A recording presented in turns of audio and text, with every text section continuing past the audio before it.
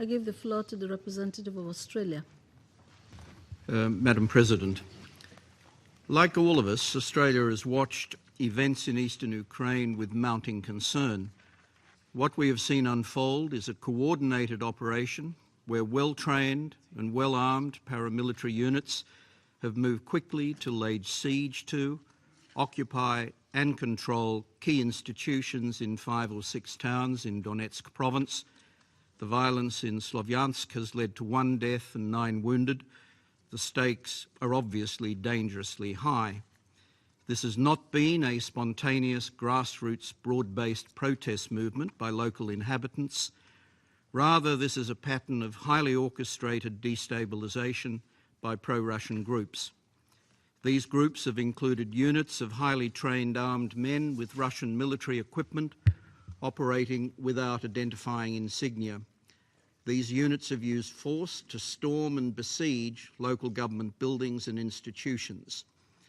If all this sounds familiar, it's because we've seen the playbook used by Russia in Crimea. It became clear in that case that militia were in fact Russian forces.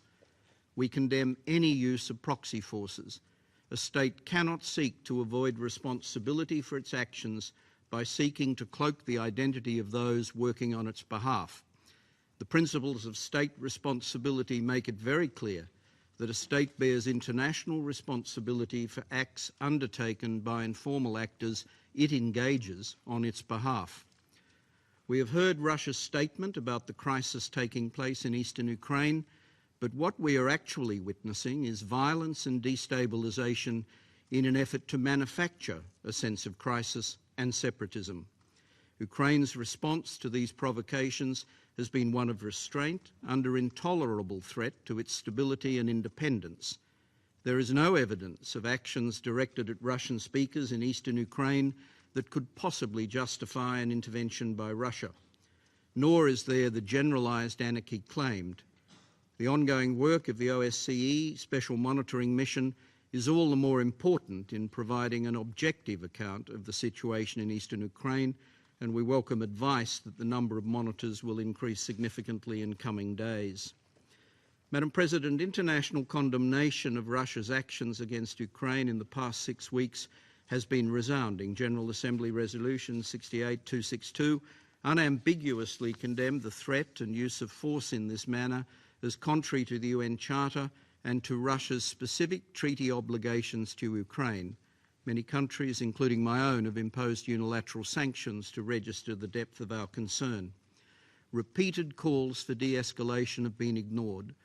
Russia's significant military build-up along Ukraine's eastern border has been a significant and deliberate provocation. This only further escalates tensions and the likelihood of conflict. It deepens Russia's own isolation. It also strengthens the resolve of the international community, of course, to stand with and support Ukraine as it seeks to maintain its sovereignty and territorial integrity. The only way forward, as we all know, is de-escalation and dialogue and free elections as planned on 25 May. And Ukraine must be allowed to prepare for those elections without the interference and the coercion that we're witnessing. But talks can only take place with genuine commitment and good faith by all sides. The talks between Russia, Ukraine, EU and the US planned for 17 April are an essential step in that direction, but could only take place successfully on that basis. Attempts to change the facts on the ground are completely contrary to dialogue and peaceful resolution. We call on Russia to work immediately to reduce tensions, to stop its destabilisation, and to withdraw its forces from the provocative posture they've assumed on Ukraine's border. We've heard assurances in the past that it will take such action. It really is now imperative that it do so. Thank you.